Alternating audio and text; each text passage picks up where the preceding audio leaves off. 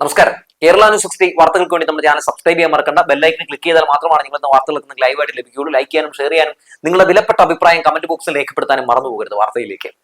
മലയാള മനോരമയ്ക്ക് എന്താണ് VS അച്യുതാനന്ദനോട് ഇത്ര ദേഷ്യം എന്ന് പലരും ആലോചിക്കുന്നുണ്ടാകും.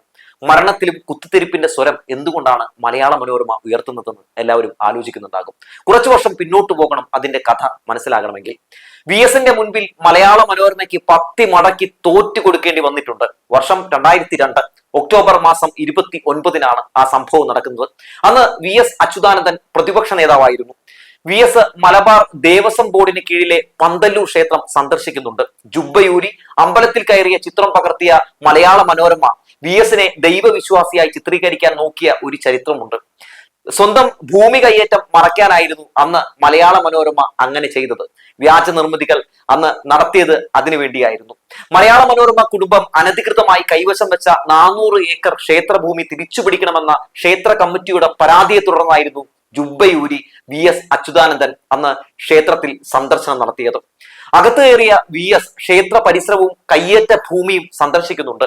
പണിപാളിയെന്ന് കണ്ട മലയാള മനോരമ VSനെതിരെ നുണവാർത്തകളുടെ കെട്ടഴിച്ചു വിടുന്നു. ആ പോരാട്ടത്തിൽ നിന്ന് VSനെ പിന്തിരിപ്പിക്കാനാണ് അന്ന് മലയാള മനോരമ ശ്രമം നടത്തിയത്. ആ കൂട്ടത്തിൽ UDFന്റെ ഭരണമായിരുന്നു അന്ന് നടന്നിരുന്നത്. അവരും കൂടെ നിന്നു. അവസാനം VSന് മുമ്പിൽ കേരളം അന്ന് ഭരിച്ച UDF ഗവൺമെന്റിനും മലയാള മനോരമയ്ക്കും മുട്ടുകുത്തേണ്ടി വന്നിട്ടുണ്ട്. 390 ഏക്കർ ഭൂമിയാണ് മനോരമയ്ക്ക് നഷ്ടമായത്. കയ്യേറ്റ ഭൂമി തിരിച്ചുപിടിച്ച് VS നടത്തിയ പോരാട്ടത്തിന്റെ കഥ തലമുറകൾ കേൾക്കാതെ പോകരുത്. അതുകൊണ്ടാണ് വളരെ വിശദമായി തന്നെ ഞാൻ പങ്കുവെക്കുന്നത്. പന്തല്ലൂർ ക്ഷേത്രത്തിന്റെ ഉടമസ്ഥാവകാശമുള്ള കോഴിക്കോട് സാമൂതിരി മാനവ വിക്രമരാജ 1943 ഓഗസ്റ്റ് 23-നാണ് 736.71 ഏക്കർ ഭൂമി കൃഷി ചെയ്യാൻ തിരുവല്ല കടപ്പുറം മുറിയിൽ തയ്യിൽ മാമൻ മകൻ ചെറിയാന് പാട്ടത്തിന് നൽകിയത്. 2003 ഓഗസ്റ്റ് 25-ന് ശേഷം പാട്ടക്കരാർ അവസാനിച്ചപ്പോഴേക്കും ഭൂമിയുടെ അവകാശം മലയാള മനോരമ കുടുംബത്തിന്റെ ഉടമസ്ഥതയിലുള്ള യങ് ഇന്ത്യ എസ്റ്റേറ്റിന് ആയിരുന്നു. ഭൂമി തിരിച്ചുപിടിക്കണം എന്ന് ആവശ്യപ്പെട്ട് 2002-ൽ ക്ഷേത്ര കമ്മിറ്റി സെക്രട്ടറി KP മണികണ്ഠന്റെ നേതൃത്വത്തിൽ VSന് കയ്യേറ്റ രേഖകളൊക്കെ കൈമാറുന്നുണ്ട്. VS അത് പരിശോധിക്കുന്നുമുണ്ട്. ശേഷം VS നിയമ പോരാട്ടത്തിന് നിർദ്ദേശിക്കുന്നു. ഹൈക്കോടതി അഭിഭാഷകനെ ചുമതലപ്പെടുത്തുന്നുണ്ട്. ഹൈക്കോടതിയിൽ റിപ്പോർട്ട് ചെയ്യാൻ തയ്യാറാകാതെ UDF സർക്കാർ ആ സമയത്ത് മനോരമയ്ക്ക് വേണ്ടി ഒത്തുകളിക്കുന്നുണ്ട്. മനോരമയ്ക്കൊപ്പം നിൽക്കുന്ന ഒരു കാഴ്ച ആ സമയത്ത് നമുക്ക് കാണാൻ സാധിക്കുന്നുണ്ട്. ഇതിൽ പ്രതിഷേധിച്ച് അമ്പല കമ്മിറ്റി എസ്റ്റേറ്റിലേക്ക് നടത്തിയ മാർച്ച് ഉദ്ഘാടനം ചെയ്യാൻ 2006 മാർച്ചിൽ VS വീണ്ടും പന്തല്ലൂരിലെത്തി. 2012-ൽ കമ്മിറ്റി ഭാരവാഹികൾ നിരാഹാര സമരം ആരംഭിച്ചപ്പോഴേക്കും ഉദ്ഘാടകനായിട്ട് VS തന്നെയാണ് എത്തുന്നത്. 1 മാസം നീണ്ട സമരത്തിനൊടുവിലാണ് സർക്കാർ ഹൈക്കോടതിയിൽ അനുകൂലമായ റിപ്പോർട്ട് നൽകിയത്. VS പിന്നോട്ട് പോകില്ല എന്ന് സർക്കാരിന് മനസ്സിലായി. ഹൈക്കോടതി ക്ഷേത്ര കമ്മിറ്റിക്ക് അനുകൂലമായി വിധി പ്രഖ്യാപിക്കുന്നു. 2018-ൽ പിണറായി വിജയൻ സർക്കാരിന്റെ കാലത്ത് ഭൂമി അളന്ന് ക്ഷേത്ര സംരക്ഷണ സമിതി ഭാരവാഹികൾക്ക് കൈമാറുന്നുണ്ട്. ഭരണപരിഷ്കാര കമ്മീഷൻ ചെയർമാനായിരുന്ന VS അച്യുതാനന്ദനെ പന്തല്ലൂരിൽ സ്വീകരണമൊരുക്കി ക്ഷേത്ര കമ്മിറ്റി ആദരിക്കുന്നുമുണ്ട്. ഇപ്പോ ഏറെക്കുറെ എല്ലാവർക്കും മനസ്സിലായി കാണും എന്തുകൊണ്ടാണ് മലയാള മനോരമ VS അച്യുതാനന്ദന്റെ വിയോഗത്തിലും ഇങ്ങനെ കുത്തിത്തിരിപ്പുകൾ പറയുന്നതെന്ന്. വിലാപയാത്രയിൽ കടന്നു വന്ന വഴികളിലെല്ലാം കണ്ണേ കരളെ VS എന്ന് ഒറ്റ സ്വരത്തിൽ ഉറക്കെ ചൊല്ലുന്ന ഹൃദയഭേദകമായ കാഴ്ചയാണ് നാം കണ്ടുകൊണ്ടിരിക്കുന്നത്. കേരളത്തിനകത്തും പുറത്തു നിന്നുമൊക്കെ ലക്ഷക്കണക്കിന് ആളുകളാണ് വന്ന് നിറയുന്നത് എന്നത് നമ്മളിപ്പോൾ മാധ്യമങ്ങളിലൂടെയൊക്കെ കണ്ടുകൊണ്ടിരിക്കുകയാണ്. തങ്ങളുടെ പ്രിയപ്പെട്ടവനെ ഒരു നോക്ക് കാണാൻ വേണ്ടി. വിലാപയാത്ര കടന്നുപോകുന്ന വഴികളിലൊക്കെ രാത്രി ശക്തമായ മഴയും കാറ്റും കോളും ഒക്കെയായിരുന്നു. എന്നാൽ കോരിച്ചൊരിയുന്ന മഴയിലും കുതിരാത്ത വിപ്ലവ വീര്യമാണ് VS എന്ന് തെളിയിക്കുന്ന കാഴ്ചയാണ് നമ്മൾ ഇന്നലെയൊക്കെ കണ്ടത്. മഴയത്തും നനഞ്ഞു നിന്ന മുദ്രാവാക്യം വിളിക്കുന്ന 10,000-ങ്ങൾ. ചോദിക്കുന്നവർക്കെല്ലാം ഒറ്റ ഉത്തരം മാത്രം: VSനെ കണ്ടിട്ടേ ഞങ്ങൾ മടങ്ങുമെന്ന്. അക്ഷരാർത്ഥത്തിൽ കേരളം അണമുറിയാതെ ഒഴുകുകയായിരുന്നു VSലേക്ക്. ഇതിനിടയിൽ VS അച്യുതാനന്ദനെ അപമാനിച്ചും അധിക്ഷേപിച്ചും ആ വിയോഗത്തെ നിന്ദിച്ചുമൊക്കെ സമൂഹ മാധ്യമങ്ങളിൽ വർഗീയവാദികളുടെ പോസ്റ്റുകളും പ്രത്യക്ഷപ്പെടുന്നുണ്ട് എന്നത് ഏറെ വേദനാജനകമാണ്. അത്തരക്കാരെ പിണറായി വിജയന്റെ പോലീസ് തൂക്കിയെടുത്ത് അകത്തിടുന്ന കാഴ്ചകളും നമ്മൾ കാണുകയാണ്. വർഗീയവാദികളുടെയും പേടി സ്വപ്നമായിരുന്നു VS. വർഗീയതയ്ക്കെതിരെ VS നടത്തിയ പോരാട്ടങ്ങൾ ചെറുതൊന്നും ആയിരുന്നില്ല എന്ന് നമുക്ക് എല്ലാവർക്കും അറിയാവുന്നതാണ്. വെള്ളാപ്പള്ളി നടേശനും ആ പോരാട്ടത്തിന്റെ ചെറിയ ഒരു വേദന അനുഭവിച്ചിട്ടുള്ള ആളാണ്. അതുകൊണ്ട് വൻമരം വീണു എന്ന് വിചാരിച്ച് കളപറയ്ക്കാൻ ഇറങ്ങിയ വർഗീയവാദികൾ പക്ഷേ ഇപ്പുറത്തൊരു പിണറായി വിജയൻ ഉണ്ടെന്ന് മറന്നുപോയി. VS അച്യുതാനന്ദനെ അധിക്ഷേപിച്ച് വെൽഫെയർ പാർട്ടി മുൻ സംസ്ഥാന പ്രസിഡന്റ് ഹമീദ് വാണിയമ്പലത്തിന്റെ മകൻ യാസീൻ അഹമ്മദാണ് ഫേസ്ബുക്കിൽ VSനെ വർഗീയവാദിയായി ചിത്രീകരിച്ച് പോസ്റ്റ് ഇട്ടത്.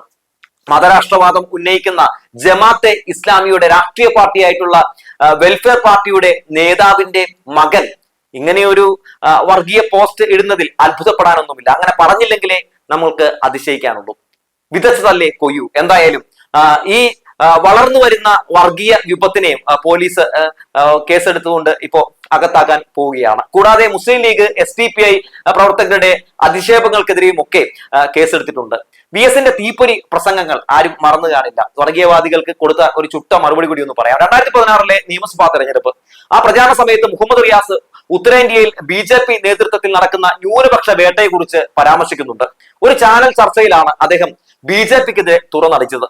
തുടർന്ന് റിയാസിനെതിരെ സംഘപരിവാരങ്ങൾ അന്ന് നടത്തിയ വേട്ട നമ്മളെല്ലാവരും കണ്ടതാണ്. എല്ലാവരും രംഗത്തേക്ക് വരുന്നു. റിയാസിനെതിരെ സംഘടിത ആക്രമണം നടത്തുകയായിരുന്നു. ഒരു BJP നേതാവ് അന്ന് മുഹമ്മദ് റിയാസിനോട് പറഞ്ഞത് പാകിസ്ഥാനിലേക്ക് പോകൂ എന്നായിരുന്നു. ആക്രോശിച്ചുകൊണ്ടാണ് അങ്ങനെ പറഞ്ഞത്. പിറ്റേ ദിവസം മുതൽ സംഘപരിവാർ അത് പിടിക്കുകയും ചെയ്തു. ആ സമയത്ത് കോഴിക്കോട് മുതലക്കുളത്ത് VS-ന്റെ ഒരു പ്രസംഗം ഉണ്ടായിരുന്നു. റിയാസിനെ പാകിസ്ഥാനിലേക്ക് അയക്കാൻ നോക്കുന്നവരെ ഇടതുപക്ഷ പ്രസ്ഥാനം എങ്ങോട്ടാണ് അയക്കുന്നതെന്ന് നമുക്ക് കാണാം എന്നായിരുന്നു VS അച്യുതാനന്ദൻ നീട്ടിയും കുറുക്കിയും ഒക്കെ പറഞ്ഞത്. ആ ഉറച്ച പ്രസംഗത്തിലൂടെ സംഘപരിവാരം ഒന്നടക്കം റിയാസിനെതിരെയുള്ള പ്രചാരണം അവസാനിപ്പിക്കുന്നുണ്ട്. പാകിസ്ഥാൻ എന്ന് പരസ്യമായി പറയാൻ പോലും ആരും പിന്നെ മുതിർന്നിട്ടില്ല എന്നുള്ളത് ഒരു സത്യമാണ്. നാടിന്റെ മതനിരപേക്ഷതയ്ക്ക് വേണ്ടി തന്റെ പ്രസ്ഥാനത്തിന്റെ നിലപാട് എന്നും ശക്തമായി ഉയർത്തിപ്പിടിച്ച നേതാവാണ് VS അച്യുതാനന്ദൻ. വർഗീയവാദികളെ VS നേരിട്ടിരുന്നത് തുറന്ന യുദ്ധത്തിലൂടെയായിരുന്നു. അതിനൊരു ഉദാഹരണമായി മാത്രം ഞാനിത് പറഞ്ഞു എന്ന് മാത്രമേ ഉള്ളൂ. VS-ന് അന്ത്യാഭിവാദ്യം അർപ്പിച്ചുള്ള കുറിപ്പുകൾക്കിടയിൽ വന്ന കലക്കവെള്ളത്തിൽ മീൻ പിടിക്കാൻ കോൺഗ്രസിന്റെ സൈബർ വെട്ടുക്കിളി ജോയ് മാത്യു എഴുതിയ കുറിപ്പ് കൂടി ഞാനൊന്ന് വായിക്കാൻ കേട്ടോ. ജോയ് മാത്യുവിന്റെ ഫേസ്ബുക്കിൽ VS-നൊപ്പം ഇരിക്കുന്ന ചിത്രത്തിനൊപ്പം കുറിച്ച വാക്കുകൾ ഇങ്ങനെയാണ്.